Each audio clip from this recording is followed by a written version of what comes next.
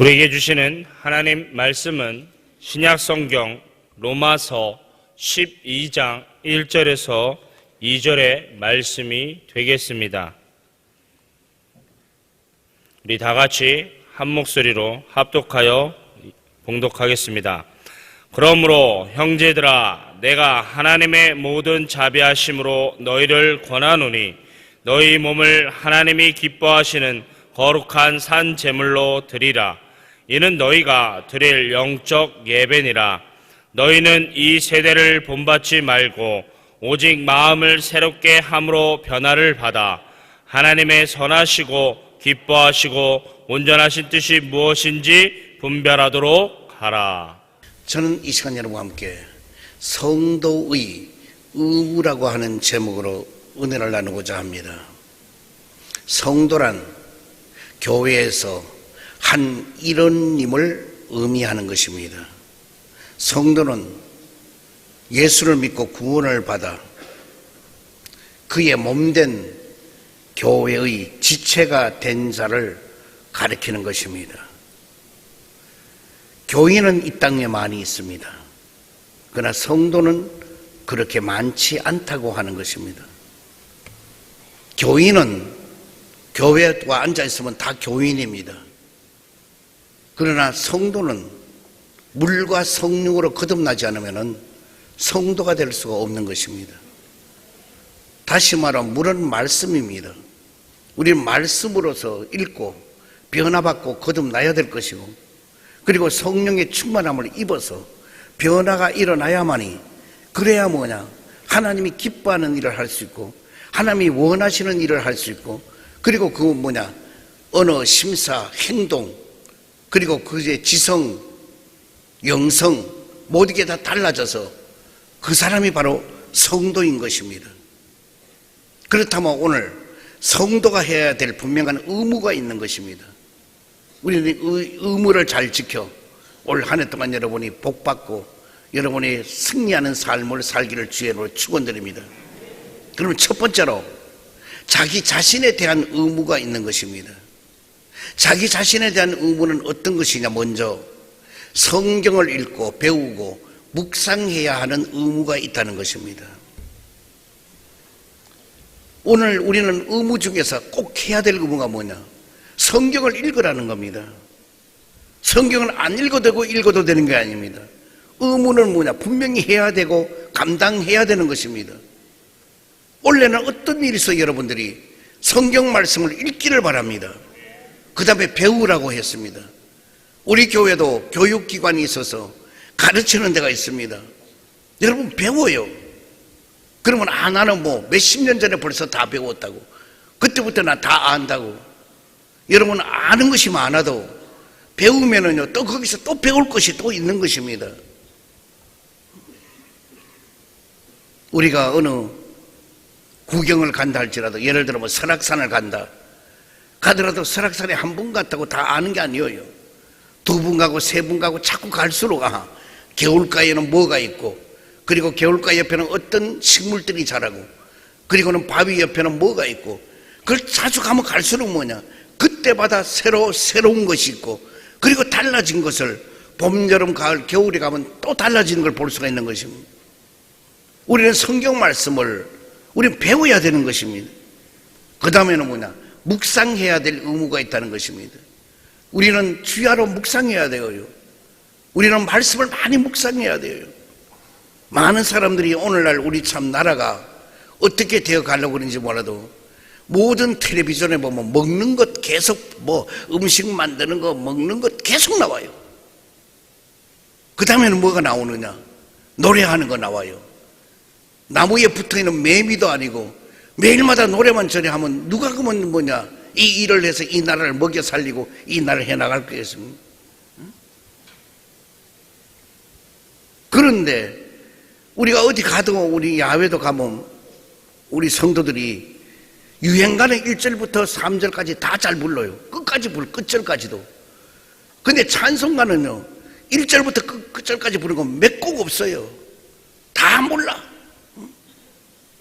오늘 우리도 성경 말씀도 주야로 묵상해야 돼요. 아침에도 일어나서 눈을 감고 성경 말씀을 외우면서 묵상해보고 저녁에도 그와 같이 하고, 이것이 뭐냐? 바로 우리의 의무인 것입니다. 사도행전 17장 11절에 보면은 이런 말씀이에요. 사도행전 17장 11절. 베레아에 있는 사람들은 데살로니가에 있는 사람들보다 더 너그러워서 간절한 마음으로 말씀을 받고 이것이 그러한가 하여 날마다 성경을 상고하니라. 여기에서 우리가 중점, 간절한 마음으로 말씀을 받았다는 것입니다. 원래 여러분과 나는 교회 나오면 뭐냐? 간절한 마음으로 말씀을 받아야 되는 거예요. 간절한 마음이 있어야 되는 거예요. 애틋한 마음이 있어야 되는 거예요. 그래서 간절한 마음으로 말씀을 받고 날마다, 여기는 하루도 아니에요, 날마다 성경을 상고했다는 겁니다. 원래는 날마다 성경을 상고해야 돼요. 여러분은 어느 곳에 가든 성경을 끼고 다녀야 돼요. 요즘은 편리하게 뭐냐, 스마트폰에 앱을 깔아가지고 성경 말씀 찬송가 다 나옵니다. 그러면 여러분들은, 다른 사람들은 그걸 가지고 무슨 게임을 하고 뭐 어디 주고받는 뭐 메시지 전달하고 이런 거 하는데, 여러분은 그거 가지고 뭐냐, 성경만 읽으란 말이 그거 가지고 찬송가만 여러분이 들어다 보란 말이 많이. 그러면 뭐냐, 여러분의 인생의 삶이 달라지게 될 줄 믿습니다. 신명기 6장 7절에 보면은 내 자녀에게 부지런히 가르치며 집에 앉았을 때이든지 길을 갈 때이든지 누워있을 때든지 일어날 때이든지 이 말씀을 강론할 것이며, 우리 자녀에게도 뭐냐, 이 말씀을 부지런히 가르치라는 겁니다. 집에 앉았을 때도 가르치고 길을 갈 때도 가르치고 누워있을 때도 가르치고 일어날 때도 가르치고 때를 얻든지 못 얻든지 말씀을 가르치라는 겁니다. 나는 여러분에 부탁하고 싶은 거는요, 여러분의 자녀들을 여러분이 키우는 게 아니에요. 그건 건방진 얘기예요. 자라게 하고 키우게 하는 건 하나님이 하시는 거예요. 그 때문에 여러분의 자녀를 뭐냐, 주님께 맡기세요. 주님께 맡기면 어떻게 사는 거냐, 주님과 가까워지게 만들어야 될 거 아니에요. 그러기 위해서는 뭐냐, 그 아이에게 성경을 많이 읽게 하세요. 예를 들어 초등학교 1학년 들어가기 전에 그 아이가 성경을 100번 이상만 읽었다고 하면요, 그 아이의 지혜는요, 세상에 어느 누가 따라갈 자가 없게 만들어 줄 것이고, 하나님이 뭐냐, 영안의 눈을 열고 그 다음에 지혜의 눈을 열고 이래서요, 모두 어느 누구도 우러러보게 만들도록 길을 열어줄 겁니다. 나는 분명히 그래요. 애를 학원에 보내려고 애쓰고 그 동분서주하지 말고 애를 차근차근 성경을 많이 읽도록 만들어서 그 성경에 이 애가 뭐냐, 통달하도록 하면요, 세계를 움직이는 위대한 인물이 분명히 되도록 하나님은 인도해 주실 것입니다. 그런데 뭐냐, 자녀에게 성경을 안 읽혀요. 어디 학원에 가 한 자라도 더 알고 더 배우고, 그게 그 아이가 장래가 잘 될 줄 안단 말이에요. 오늘 본문에서도 분명히 이건 하나님의 말씀을 1.1획도 변함이 없어요. 너희의 자녀에게 뭐냐, 성경 말씀을 부지런히 가르치라는 겁니다. 집에 있어도 길을 가도 누워 있어도 앉아 있어도 일어서도 말씀을 가르치라는 겁니다. 그럼 그렇게 해야 될 거 아니에요. 그러나 우리 자녀들에게 그렇게 안 하려고 그래요. 오늘날 와서 뭐냐, 기독교인들이 점점 핍박을 당하고 어려움을 당합니다. 그러다 보니까 모든 사람들이 그러니, 야, 공중의 권세 잡은 사탄 마귀들이 그와 같이 합니다. 삼킬 자를 찾아다닙니다. 그러나 하나님의 나라는 절대로 멸망하지 않아요. 우리 일제시대 때도 우리 기독교인들이 앞장서서 뭐냐, 독립운동도 하고 그리고 이 나라를 살렸어요. 6.25가 터지고 나서도 오갈 데 없는 서러움 속에 있고 잿더미 속에 있는 이 나라도 뭐냐, 하나님을 의지하고 믿고 그래서 모두 다 살려내고 꿈을 가지고 잘 살아보세요. 새마을 사업, 이 모든 일들이 뭐냐, 하나님이 은혜 속에서 그 일을 감당해 나갔던 겁니다. 베드로전서 2장 2절에 보면은 갓난 아기들 같이 순전하고 신령한 저절을 사모하라. 이는 그로 말미암아 너희로 구원에 이르도록 자라게 하려 함이라. 하나님의 말씀을 많이 읽으면은요, 그거는 뭐냐, 구원에 이르도록 자라게 한다 그랬습니다. 그래서 신령한 저절을 사모하라. 신령한 저지 아이에게 신령한 저는 뭐요? 성경 말씀이요. 그래서 이스라엘 백성들은, 유대인들은 애들에게 글을 읽는 게 히브리어가 힘들잖아요. 그러니까 이걸 그다가 꿀을 발라요. 그래서 애들 손가락으로 그 글자를 하나하나 하면은 달아요. 협에 찍어보면. 그래서 하나님의 말씀은 송이꿀보다 더 달다고 애들에게 가르쳐 주는 거예요. 오늘 우리들도 절대로 자녀들에게 성경 말씀을 잘 가르치고, 그러기 위해서 본인이 성경 말씀을 많이 읽는 한 해가 되기를 주의로 축원드립니다. 그 다음에는 항상 기도해야 될 의무가 자기에게 있다는 것입니다. 여러분, 기도하지 않고는 살 수가 없어요. 물을 떠난 고기는 혹시 산다 하더라도 기도하지 않는 여러분은 살아갈 길이 없어요. 우리는 기도가 생활화 돼야 돼요. 그러기 위해서는 앉았을 때, 섰을 때, 잠잘 때, 길을 갈 때, 어느 곳에 가든 간에 기도가 항상 생활화가 되어 기도하면 되는 거예요. 물론 정해놓은 기도 귀하여 꼭 그렇게 정한 기도도 하면 돼요. 그리고 우리 교회에서도 정한 기도는 열어준 게 있잖아요. 4시 반에 새벽 기도, 저녁, 요새는 8시로 바꿨지요. 겟세마네 기도 매일마다 하잖아요. 365일. 그러므로 우리는 기도하려면 얼마든지 기도 초소를 와서 할 수도 있고, 아니면 집에서도 기도할 수 있어요.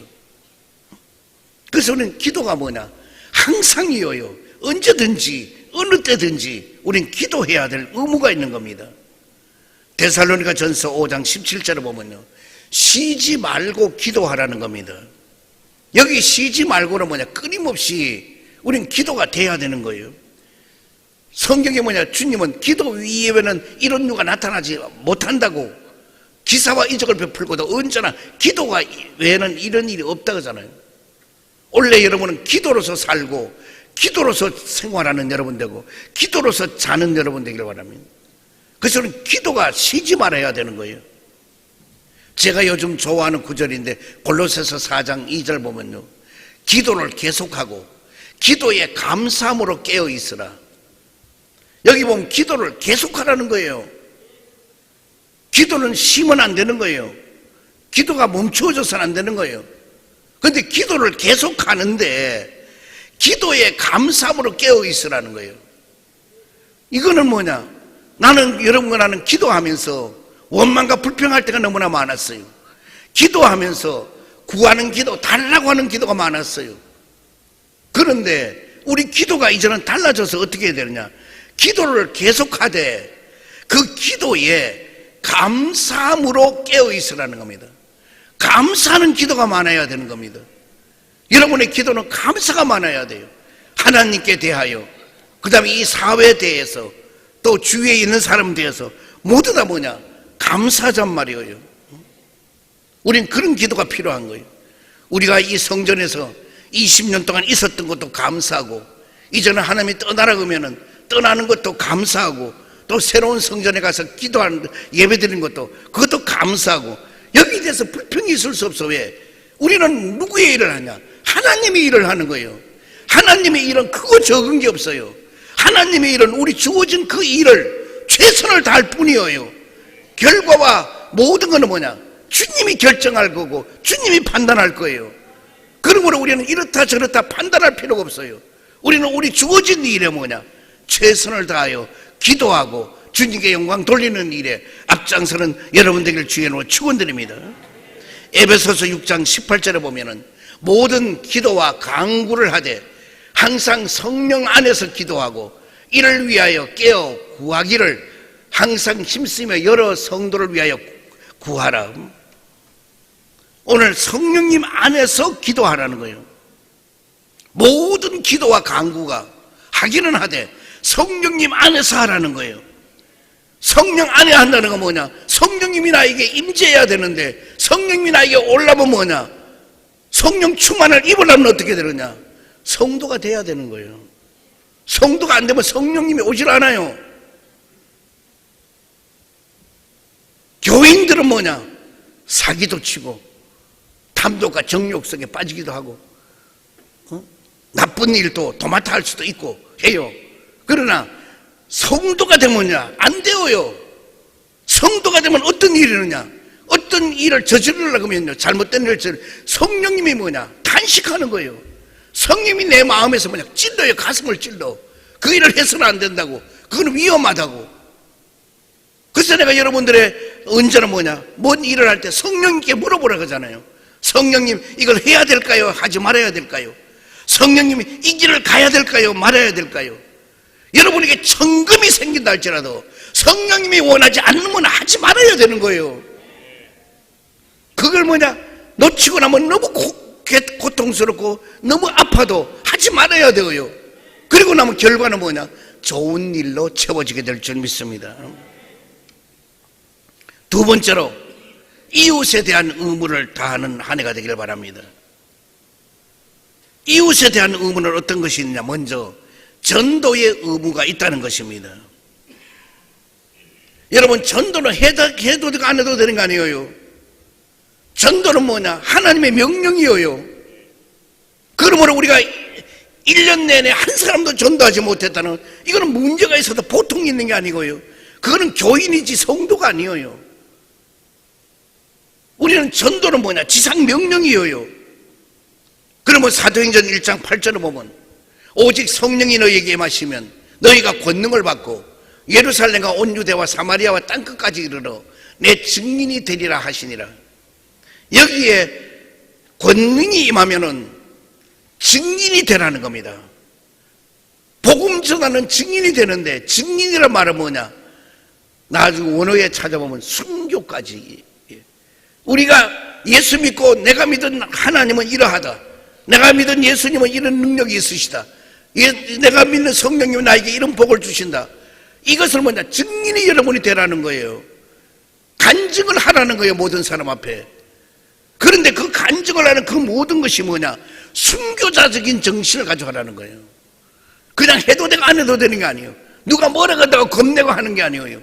이건 뒤로 물러설 수 없는 거예요. 어느 누가 타협해서도 안 돼요. 복음 전하는 일은 생명을 걸어야 되는 겁니다. 그래서 우리는 뭐냐? 전해야 되는 거예요.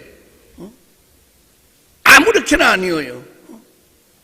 그러므로 저는 요즘도 정치인들도 가끔 보고 하지만은요, 어떤 정치인이 불교 거기 행사에 가서 절 안 했다고 가지고 따지고 하는데요, 그 정치를 안 해도 그건 하지 말아야 되는 거예요. 어떻게 타협을 합니까? 어떤 분은 그래요. 나는 공인이기 때문에, 대통령이 무슨 대단한 공인이라고 우상 앞에 가서 절을 해요. 가당치도 않는 거예요. 대통령 하지 말아야지. 그러면은 대통령이 되어도 전 국민 앞에 가면 설득을 시켜야지. 그래서 이승만 박사님 같은 경우는 뭐냐? 국민일에 할 때 전부 다 절하던 걸 이 제도로 바꿨잖아. 이렇게. 저도 얼마 전에 조계종 조계사에 갔어요. 그 총무원장 취임하는 날이에요. 초청받아 갔는데 바로 앞에다가 헤드 테이블 있듯이 앞자리에다 딱 앉혀놓고, 옆에 보니까 중국에서 온 또 불교 뭐 그 높은 사람인가 봐요. 그 옆에 같이 있는데 대웅전 큰 거 뭐 불상이 있어요. 거기 뭐 하려면 절을 하라고 다 고개 숙여 하는 거예요. 내가 아무리 초대를 받아갔지만 내가 거기 어떻게 절을 할 수 있어요? 그래서 나는 안 했어요. 고개를 더 빳빳 들고 있었어요. 그때 나중에는 총무원장 취임하는 뭐 보좌 같은 데서 거기에 딱 앉더니만은 그것도 전부 다 절하는 거예요. 옆에 보니까 천주교의 대주교님도 불상에다 절을 하고 그것도 앞에 절을 하는 거예요. 그러나 그분에게 내가 산 사람이니까 절을 해도 되겠지만은, 그분하고 서로 맞절하는 걸로 서로 되는 거는 모르지만은 우상을 섬기듯 절하는 걸 그건 나는 못하겠더라고요. 그래서 안 했어요. 북한에 가면 뭐 어떻다 저떻다 그러는데요, 북한에 가도 마찬가지예요. 아무리 절할 곳이 많아도 안 했어요. 왜? 죽으면 죽는 거지. 그래서 그들 보고, 그래서 그 높은 사람들 보고, 여기 말이야 김일성 주석 주최사장이 있는 이 동상 앞에 절 안 하면은 죽인다는데, 독침까지 옆에 쿡 찔러버리고 심장마비로 죽었다고 하면 개죽음 당하는 건데, 내가 그런 얘기 직접 하는 거예요. 들으라고. 근데 아닙니다.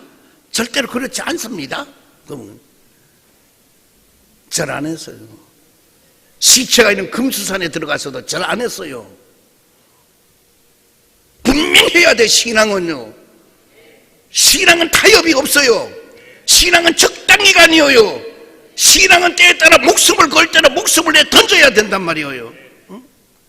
여기 증인은 순교자적인 정신을 가지고 우리는 복음을 전해야 되는 거예요. 원래는 여러분 그런 마음을 갖기를 주의를 축원드립니다. 디모데후서 4장 2절에 보면요, 너는 말씀을 전파하라. 때를 얻든지 못 얻든지 항상 힘쓰라. 범사에 오래 참음과 가르침으로 경책하며 경계하며 구원하라 그랬습니다. 때를 얻든지 못 얻든지 원래는 전도하는 여러분 되기를 주의를 축원드립니다.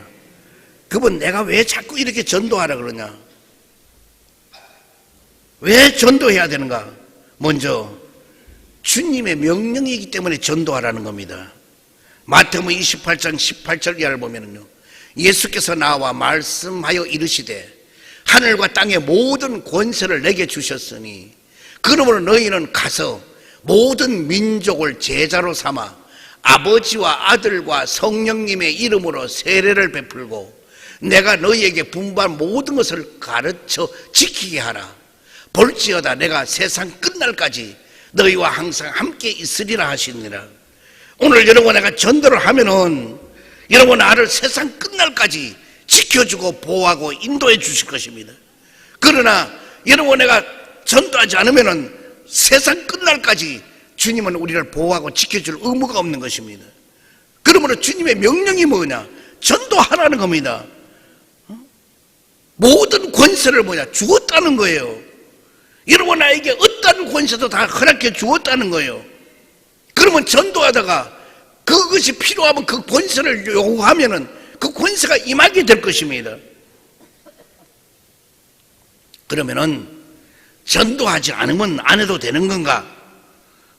그러면 전도하지 아니하면은 여러분은 화를 받는다는 겁니다. 고린도전서 9장 16절에 보면은 내가 복음을 전할지라도 자랑할 것이 없으면 내가 부득불할 일임이라. 만일 복음을 전하지 아니하면 내게 화가 있을 것이므로다. 복음을 전하는 걸 자랑할 필요가 없다는 거. 왜? 복음을 전하는 게 왜 자랑이 아니냐? 이거는 부득불도 해야 된다는 겁니다. 부득불도 복음은 전해야 된다는 겁니다. 그러므로 복음 전하는 게 자랑이 아니에요. 복음 전하는 건 명령이에요. 복음 전하는 건 해야 될 일들이에요. 그런데 그것을 하지 아니하면 뭐냐? 너에게 화가 임한다는 겁니다. 전도하지 않고도 지금까지 화가 임하지 않았다면요, 그건 참 다행이에요. 우리는 절대로 영원구력은 이거는 지상 명령이에요. 이제부터 원래는 누가 뭐라고 나가네, 철저하게 전도하는데 우리는 앞장서서 해야 될 줄 믿습니다. 그 다음에는 뭐냐? 모범의 의무가 있는 것입니다. 마태복음 5장 13절 14절 보면은 너희는 세상의 소금이니 소금이 만일 그 맛을 잃으면은 무엇으로 짜게 하리요? 후에는 아무 쓸데가 없어 다만 밖에 버려져 사람에게 밟힐 뿐이니라. 너희는 세상의 빛이라. 오늘 우리는 세상의 빛이 되고 세상의 소금이 되자는 겁니다. 우리 이 사명을 감당해야 돼요. 어두워지는 점점 이 세상에 같이 어두워져서는 안 되어요. 1919년 3.1절 될 때요, 33인 중에 16분이 기독교인이었습니다. 전부 다 이 나라 정부는 옛날부터 기독교인들이 정신력이 이끌어간 거예요. 그렇기 때문에 민주 자유주의가 형성될 수 있었던 거예요. 그런 이 나라를 우리는 세상에 빛이 되어야 되는데 사람의 마음이 어두워져 가고 있어요. 너무나 강팍해져 가고 있어요. 그래서 어떤 애들을 또 자랄 때부터 스마트폰에 게임에 전부 다 피 흘리고 이런 것만 많이 보게 만들어요. 그럼 애들이 피 흘리는 것도 아무렇지도 않아요. 사람 칼로 찔리고 총으로 쏴도 죽어가도 그게 별로 대수롭지 않게 여겨진단 말이에요. 우리는 어릴 때 개구리 한 마리를 봐도 겁이 나가서 피하고 했는데, 요즘 애들은요 웬만한 거 전부 다 뭐냐, 잔인하게 뭐냐 죽일 수 있고 이렇게 되도록 배운다 보니 어릴 때부터. 우리는 세상에 빛이 돼야 돼요. 어둠을 밝혀줘야 돼요. 시리에 빠지고 좌절에 빠지고 고통하고 괴로워하고 절망에 빠져 있고 소망이 없는 이런 사람들을 찾아가서 우리는 뭐냐, 빛을 비추어줘야 돼요.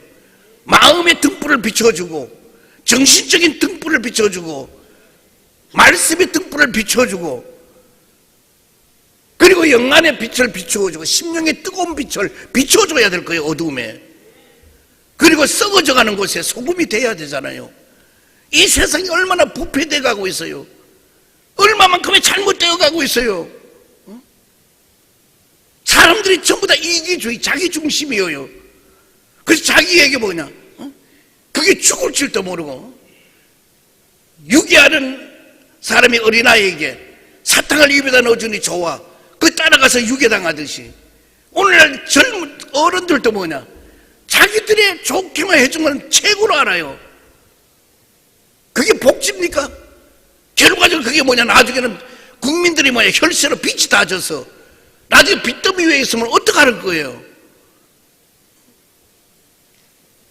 가정에서도 마찬가지예요. 가족들이 한번 갈비라도 시켜 먹고 모든 걸 하고 싶은데 가장이 봤을 때는 그렇게 나면은 한 달 동안 굶어야 되니까 그걸 못하는 거예요. 그러면 가장이 그와 같이 한다고 나쁜 아빠예요? 왜? 가족들을 끝까지 살리려는 사명감이 있기 때문에 그런 거 아니에요. 오늘 여러분, 우리는 어느 곳에나 빛이 되고 소금이 되고 그리고 덕을 끼치는 여러분 되기를 바랍니다. 그렇게 하는 것이 결과적으로 하나님께 영광을 돌리게 되는 것입니다. 세 번째로 하나님께 대한 의무인 것입니다. 우리는 하나님께 어떤 의무가 있느냐?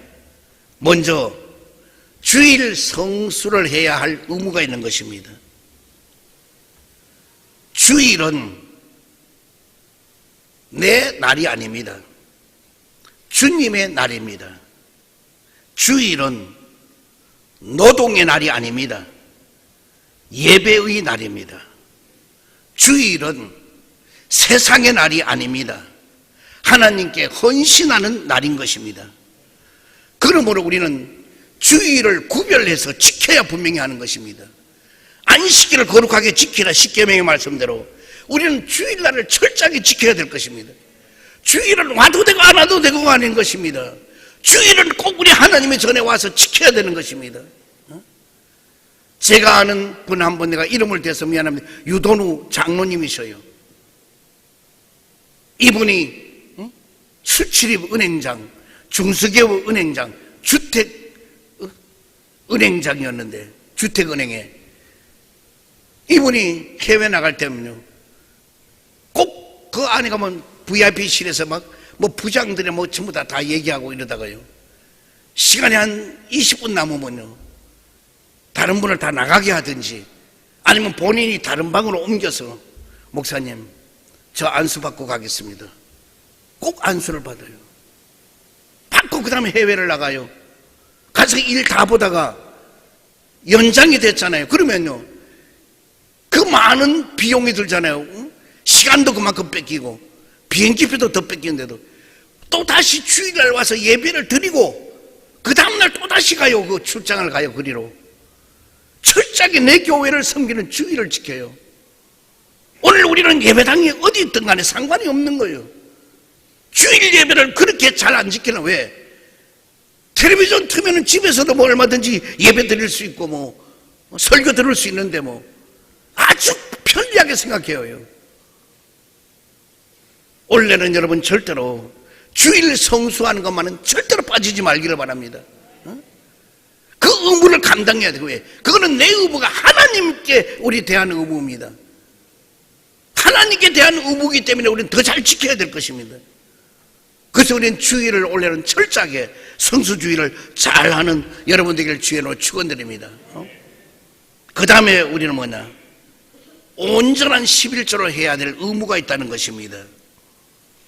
말라기 3장 10절에 보면은 너희의 온전한 11조를 창고에 들여 나의 집에 양식이 있게 하고 그것으로 나를 시험하여 내가 하늘 문을 열고 너희에게 복을 쌓을 곳이 없도록 붙지 아니하나 보라 그랬습니다. 11조 생활을 해도 되고 안 해도 되는 것이 절대로 아닙니다. 11조 생활은 무조건 해야 되는 것입니다. 이건 하나님의 명령인 것입니다. 그런데 많은 사람들이 11조 생활을 안 한단 말이에요. 그리고도 복 받으려고 하는 거예요. 오늘 이 본문에서는 너희가 11조 생활을 하면은 너희에게 복을 쌓을 곳이 없도록 붙지 아니하나 보라. 분명히 부어준다는 것입니다. 그런데 이걸 못 믿어요. 나는 사업하는 사람들 다 보면 나가 자빠지고 된다 그러면 안 되는 사람 너무나 많아요. 나는 그분들에게 양심에 호소합니다. 절대로 그들은 11조 생활을 분명히 안 하기 때문이에요. 그렇기 때문에 될 듯 하면 안 돼요. 나도 내 주위에 있는 여러 사람들 보면은요, 안타까워요. 왜 11조 생활을 하면은 모든 게 잘 풀려지게 될 것이고 어려움이 없게 될 것인데 안 하는 거예요.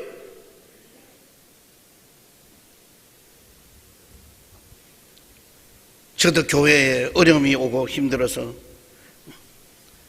할 때가 있었습니다. 그러나 그때 제가 기도하고 더 깨달은 것은 11조를 더 많이 해야 되겠다. 여러분, 딴 데서 빚을 얻어왔다.